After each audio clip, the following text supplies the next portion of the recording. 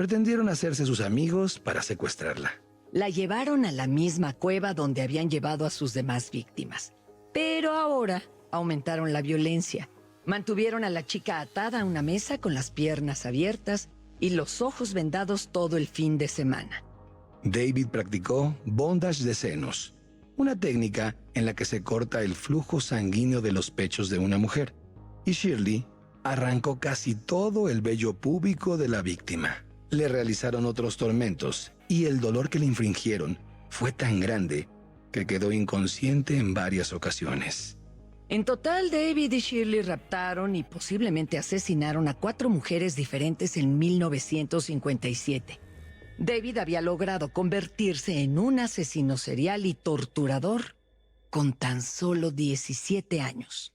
En 1958, David se graduó de la preparatoria. Con pocas oportunidades en su pueblo natal, se mudó a Albuquerque, donde consiguió trabajo como mecánico general. Encontró un lugar donde podía poner en práctica sus habilidades durante el día y en la noche iba a bares donde bebía y celebraba. Extrañamente, aunque estaba acostumbrado a raptar y abducir mujeres, también deseaba una conexión romántica que pudiera mostrar en público. Quizá extrañaba tener una pareja, pues todo parece indicar que se había separado de Shirley.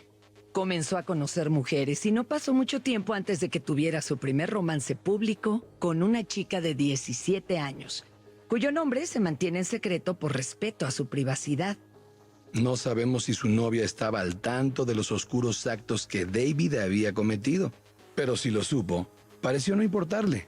La conexión entre los dos era apasionada, y a tan solo unos meses de comenzar a salir, David y su chica se casaron en abril de 1959. Durante este tiempo, David también experimentó un crecimiento de altura repentino. Pasó de medir 1,67 el día de su graduación a su estatura adulta de 1,88. Su excepcional aumento de estatura solo le facilitó que dominara y raptara mujeres. Se unió al ejército unos meses después de su boda y consiguió trabajo como mecánico militar. Ese mismo año fue enviado a Corea. No participó en el conflicto armado, pero los investigadores sospechan que su conducta sádica no paró durante su estancia en el extranjero, a pesar de que sus diarios no cuentan con entradas durante ese periodo de tiempo.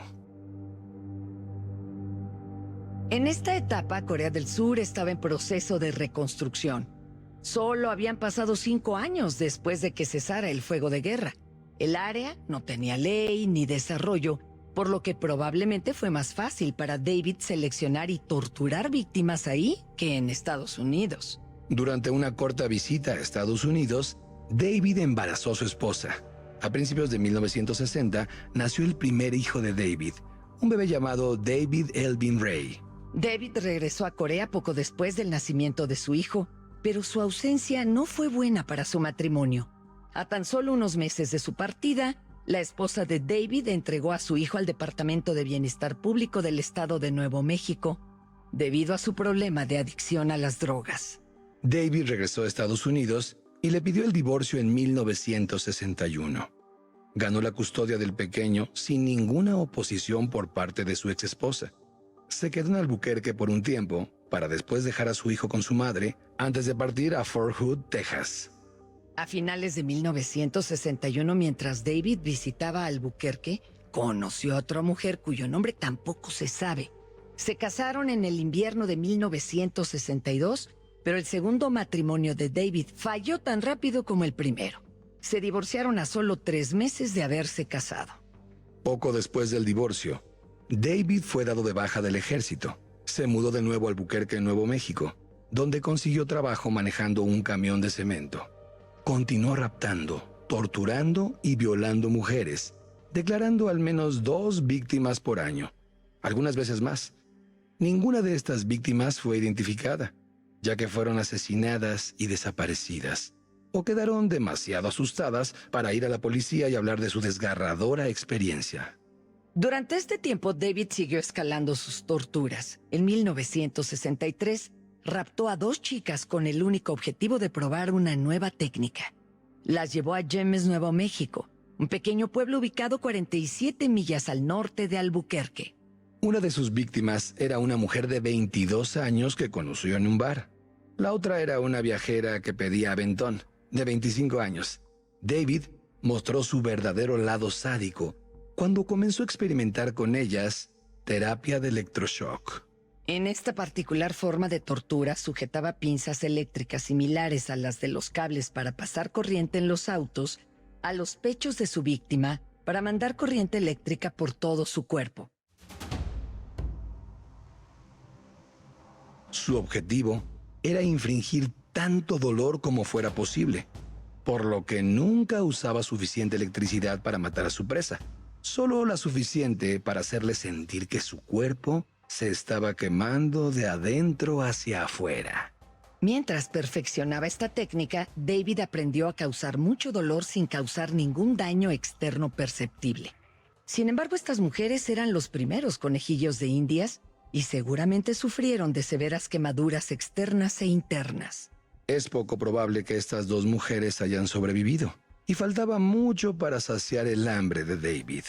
Para 1963, David Parker Ray tenía solo 23 años, pero ya había raptado, violado, torturado y posiblemente asesinado al menos a 10 mujeres. Sus métodos de tortura eran gráficos e iban desde usar anzuelos de pescado hasta electricidad, todos enfocados a causar el mayor dolor y sufrimiento posibles. Para este punto, David también se había casado y divorciado 2 veces. Incluso tenía un hijo, el cual había abandonado. Y a pesar de sus relaciones fallidas y sádicas prácticas sexuales, David seguía buscando el amor.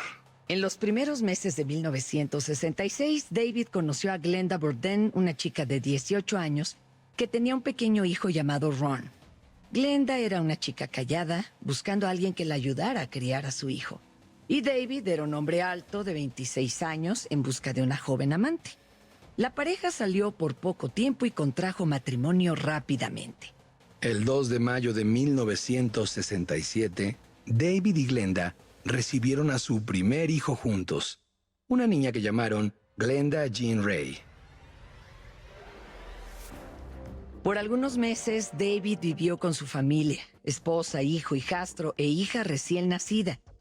Pero el estilo de vida familiar lo abrumó y abandonó a su esposa e hijos como lo había hecho anteriormente. Para el otoño de 1967, David se había convertido en vagabundo y se mudaba de lugar en lugar a lo largo de Nuevo México y Arizona. Mientras viajaba, utilizaba sus habilidades como mecánico para hacer algo de dinero. Los que lo conocieron durante este tiempo pensaban que era carismático e inteligente y ninguno sospechaba de su lado oscuro. Eventualmente se cansó de la vida como nómada. En el otoño de 1969 regresó a Albuquerque. Una vez ahí, comenzó a cortejar a Glenda por segunda ocasión. Y hasta donde sabemos, su esposa lo recibió con los brazos abiertos. Poco después de regresar a casa, David comenzó a tomar cursos de mecánica para reparar aviones y se convirtió en un mecánico aeronáutico certificado. Con este nuevo título, vino un nuevo trabajo como instructor en mecánica aeronáutica en la Escuela de Aeronáutica de Tulsa, Oklahoma. En 1970 se mudó junto con su familia a Tulsa. En público, David Parker Ray era un instructor respetado y un padre relajado. Sus hijos recuerdan que raras veces mostraba enojo y nunca los regañó. Sin embargo, a pesar de que trataba bien a sus hijos, todavía salía por las noches raptando al menos 2 mujeres al año para satisfacer sus sádicas fantasías. Su comportamiento enfermo llegó al límite en 1973 cuando tenía 33 años. A lo largo de ese año, raptó a 5 mujeres diferentes. 2 eran unas hermanas adolescentes que recogió al lado de la carretera. Las torturó por 5 días. Otras 2 las conoció en un bar antes de torturarlas por un fin de semana. La quinta mujer que raptó era una madre de 30 años que estaba con su hijo pequeño cuando David Ray Parker le dio un aventón. Llevó a la mujer y a su hijo a una locación etiquetada como EB Tienda Lado E.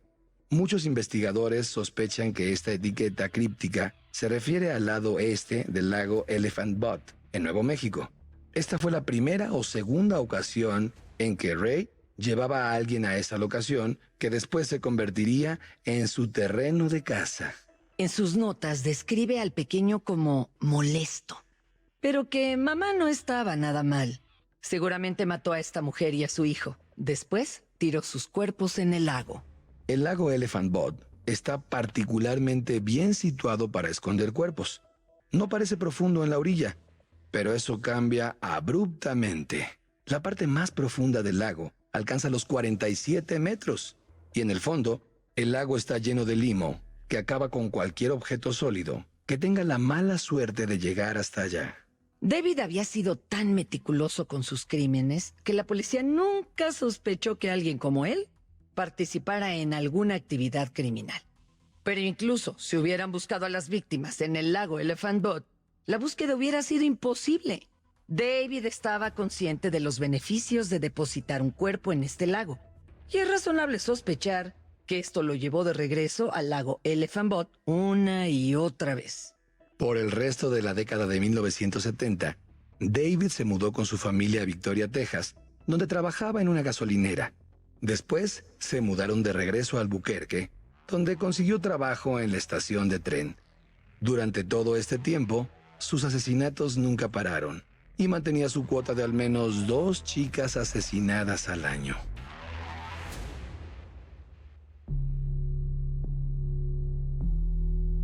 También pasó este tiempo creando una relación cercana con su hija Glenda, quien ahora se hacía llamar Jessie para diferenciarse de su madre. Desde niña, Jessie sabía de las viles actividades sexuales de su padre. Él había normalizado las prácticas sexuales sádicas, exponiéndola a violentas imágenes sexuales desde muy pequeña, tal y como su padre lo había hecho con él, y no hacía ningún esfuerzo para esconder a sus víctimas de su hija.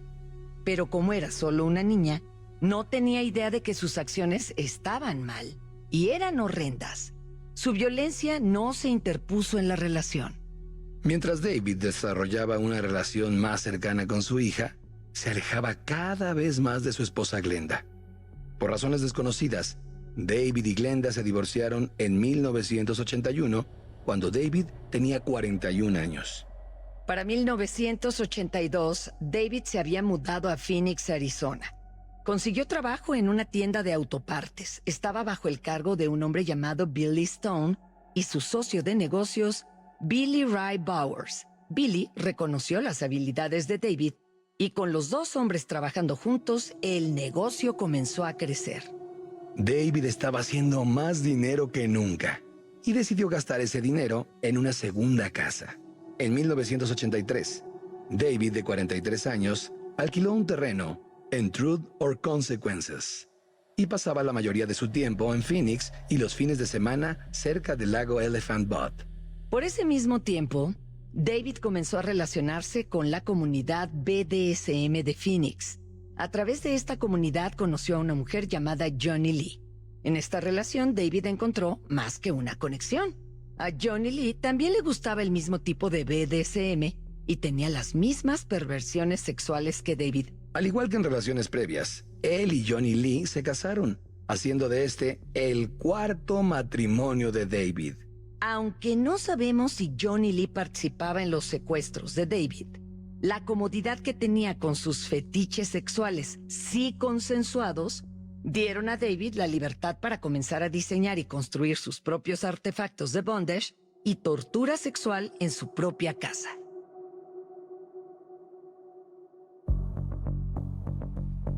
Es posible que David utilizara estos artefactos con su esposa y usara su respuesta para saber qué tan efectivos eran. Guardaba muchos de estos artefactos en su casa cerca del lago Elephant Butte y ella no veía nada extraño al respecto. Mientras que Johnny Lee pudo o no estar al tanto de las actividades criminales de David, su hija Jessie sabía todo sobre sus crímenes. Para 1986, cuando la chica tenía 19 años, ya había participado personalmente en algunas de sus más oscuras hazañas.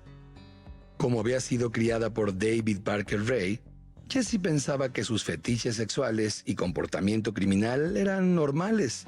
Sabía que lo que hacía era ilegal, pero no creía que hubiera nada particularmente malo en ello. Mientras que su falta de conocimiento parezca desconcertante, este particular fenómeno mental no es raro. Durante mucho tiempo se ha observado que el mal comportamiento es aprendido y reforzado por nuestros compañeros, y mucho más por nuestros padres. Kevin P. Conway, un doctor en ciencias de la salud y comportamiento, y John McCord, doctor en criminología, publicaron un estudio en un diario científico titulado Comportamiento agresivo. Este estudio encontró que los delincuentes no violentos son más propensos a cometer crímenes violentos cuando los hacen junto a una persona que los ha ejecutado anteriormente. El estudio también reveló que los delincuentes no violentos que son inducidos a la violencia a través de un cómplice son más propensos a cometer actos de violencia en el futuro que aquellos criminales no violentos que no son inducidos a la violencia por sus semejantes. Jesse había entrado al mundo de la violencia desde muy joven, por lo que su participación en los crímenes de su padre estaba destinada a escalar con el tiempo. A pesar de que Jessie estaba cómoda con los crímenes de su padre, no siempre estaba de acuerdo con él. Un día de 1986, ella y David tuvieron una fuerte confrontación. No sabemos qué causó la pelea, pero sabemos que en junio de 1986, Jessie se había enojado tanto con su padre que decidió mandarlo a prisión. Motivada por su enojo, Jessie se puso en contacto con la oficina del FBI en Albuquerque. Le dijo al FBI todo sobre su padre en una llamada telefónica. Habló por largo tiempo sobre los fetiches de David. Les dijo cómo David había raptado a docenas de mujeres y las llevaba a lugares desolados. Les contó cómo una vez que terminaba con sus víctimas, las mataba o las llevaba al sur de la frontera a México, donde las vendía como esclavas sexuales. Naturalmente, los agentes del FBI estaban impresionados de escuchar lo que Jesse estaba diciendo. Estaban seguros de tener un caso. Y en 1986, por primera vez, David Parker Ray se encontró bajo el escrutinio de la ley. Desafortunadamente, no fue descubierto como criminal hasta 1999, 13 años después.